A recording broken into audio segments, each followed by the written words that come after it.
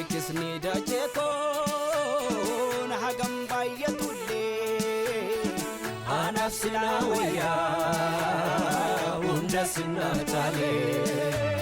harkisni dachee koon hagam baay'atullee anaaf sinaa wayyaa hunda sinaa taalee situ chale situ chale situ chale nazo situ chale situ chale situ chale anafo situ chale situ chale situ chale nazo ilale chale situ chale chachise ansi jannata udarana simarar sifata Rajitu danda'e qooda koositu nammada'e caalchisee ansi jaalladha hundarraan si mararsiifadha garaa koos rajitu danda'e qooda koositu nammada'e dadhabbii koo keessaatti kan na jajjabeessu eenyatti kee gooftaa tolaan kan booddeessu situ nageeggeessee ofina qabee innati naaf goltee baay'ee narraa darbee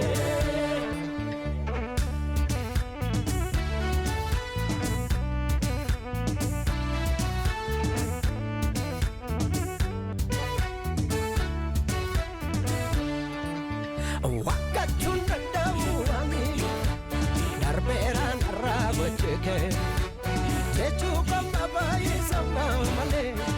Ratul ka era tolike Tasob sundanda utolati na kote Malko lalete kanana jalate Muda hedun kaba akana mupakoti Kanondo tuargetu na jalate mate Barbade tanrabe mal jalali akana ansi jiraate taane barakoo siif kenna barbaade tannabe mal jalali akana ansi jiraate taane barakoo siif kenna tasawuf sunnaadhaa uturaatira kote malkoo ilaateti kanaan jaalate Mura hedduun qaba akkana mammaa kooti Kanan daatu argitu na jaalattee baati Na dhibee maal ararre akkana Ansi jiraate taane barakoo siif kenna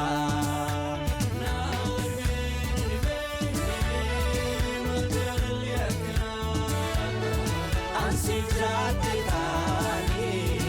barakoo siif kenna siif kenneera guutummaa nyummaa koo siif kenneera bara jireenya koo siif kenneera ani mtuyyuu keetee siif kenneera harkaa fudhoote siif kenneera guutummaa nyummaa koo siif kenneera bara jireenya koo siif kenneera ani mtuyyuu keetee siif kenneera harkaa fudhoote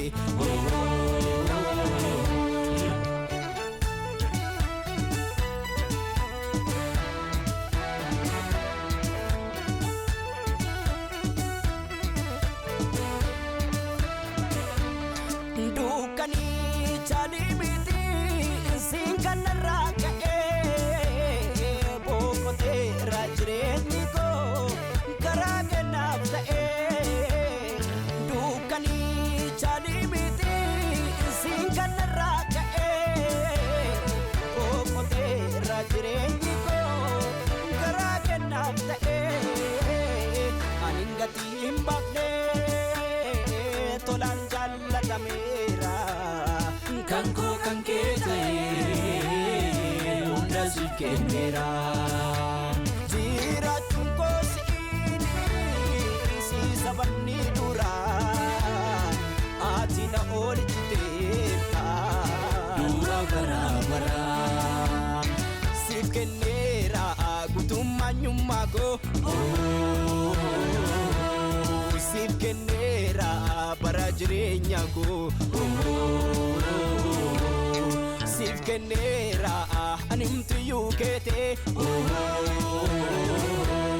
siif kenneera hoon harkaa fudhoote siif kenneera guutummaanyummaa koo siif kenneera bara jireenya koo siif kenneera animtiyyuu keete siif kenneera hoon harkaa fudhoote